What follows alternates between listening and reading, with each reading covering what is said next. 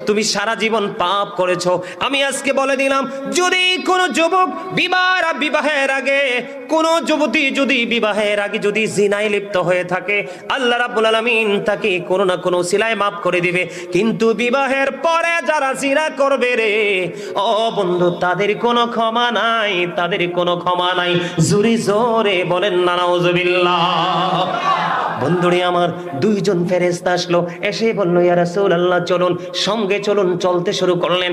চলতে চলতে চলতে চলতে বন্ধু গেলেন, অনেকগুলো দৃশ্য দেখলেন। এর মধ্যে হঠাৎ করে নজর দিয়ে চাইয়া দেখলেন নবীজি আগুনের একটা চুলা দেখা যায়। এই চুলার মধ্যে নারী এবং পুরুষদেরকে উলঙ্গ দেখা যায়।